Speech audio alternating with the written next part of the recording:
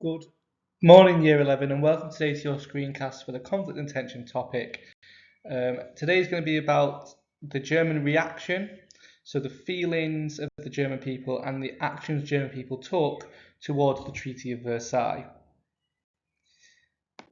So let's have a look at their feelings then. So first of all, the German people were really angry about blame, for being blamed for the Treaty of Versailles, because it was not all their fault. And it's as simple as that. It was a real sense of injustice for them. It was a real sense of embarrassment for them, on an international stage. So if we're thinking about kind of the impact on the German people, it's both, a sense of humiliation and embarrassment for the nation, but on an international stage across the world, which is probably even worse. Imagine if you'd done something wrong, it was internationally, that wasn't all your fault, and it was internationally shown. It's a real sense of hurt pride there. The German people then were angry about the armaments clause of 100,000 men because it made them a lot weaker. Now, if we think about the German people, if you're going for your top marks, remember, go into subgroups. So who is actually going to be unhappy about this? So we said German people, but I would definitely be talking about the German military because, they're proud German soldiers that can no longer effectively defend the country. I'd be saying the German people, they'll be afraid of future invasion, especially from France. And I would also be going back to those kind of German soldiers and saying that they'd be afraid because they're going to be unemployed now. They're going to be really struggling. So we can split them into subgroups there as well, can't we?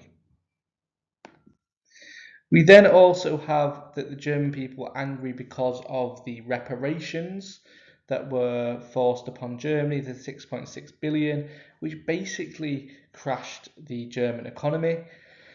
Now, again, if we think about different groups, we could talk about, the fact that business owners would be really angry with this in Germany because it basically cripples business. People lose their jobs, so it cripples employment as well. It cripples the German government from being able to spend money. So if you think about those subgroups, there is that as well. And we also have the German people were angry because some of them were now living in completely different countries. And if we think of a statistic to back that up, with 13% of German land being taken off Germany, but also the fact that 10% of the German population found themselves living outside of Germany, which was just unacceptable. But we can also go into territorial anger from the Germans about the territory even more and in depth if we think about their anger over the Saar being taken off them. The fact that, how are they supposed to pay these reparations if these coal mines are taken off them? How are they supposed to power anything? So they can be angry about that. They can be angry about the Rhineland, the fact that they can no longer protect their own border. How is that fair? And the fact that they'll get even angrier in the future because they knew this was a problem, and France then ended up invading in 1923. So quite frustrating for them there. Angry about the Anschluss, the fact that during the First World War and before that, Austria was seen, banning the Anschluss. So Austria was seen as close cousins to Germany. There was German-speaking people in Austria. There was Germans in Austria. And now they're no longer to be joined together. The Anschluss is no longer allowed. The Sudetenland, again, land taken off German-speaking people separated from their families, from their country, from their homeland, and the same kind of idea with Poland. And again, I think really above all is this idea of the diktat, and we've looked at this in the previous screencast, so lesson 3, when we looked at the Treaty of Versailles, the fact that it is a forced peace. And this, for the German people, is completely unacceptable. There's a real sense of injustice here. They're not allowed to negotiate, and it gets even worse when Britain allow the countries like Turkey to renegotiate their treaties and not Germany, and that really can be seen in the next screencast. I think it's lesson 5's screencast. And we can basically just see the German reaction to the Treaty of Versailles.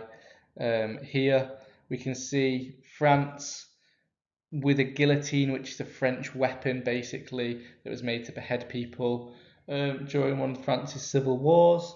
I think this is really interesting because we can see that Britain and France here, they're both watching.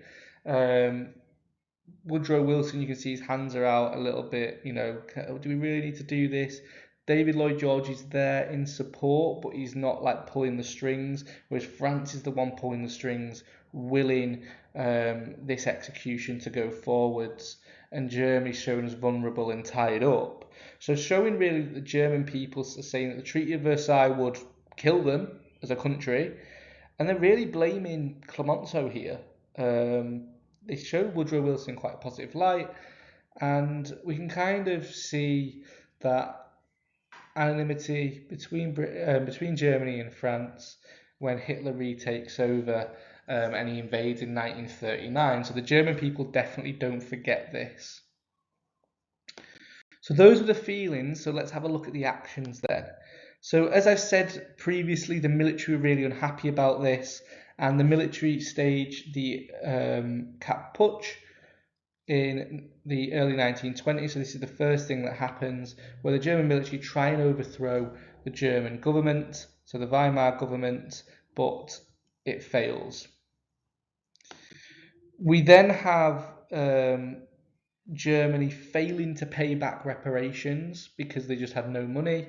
There was hyperinflation going on. There's just an economic crisis in Germany anyway. So France invade Germany, take over the Ruhr, which is a base of factories in Germany, causing mass amounts of discontent. And remember, Germany can't defend their borders because of the Rhineland. So again, more fury is happening. And this causes the Munich Putsch, where a newly formed party called the Nazi Party attempt to overthrow the government and fails. But eventually, America kind of sees what is happening with Germany, knows Germany needs help, and as America are going through an economic boom, they have lots of money to spare, and they create the Dawes Plan, which leads America loaning 800, I don't know if it's going to let me draw 800 up there, but $800 million to Germany to get their economy back up and running.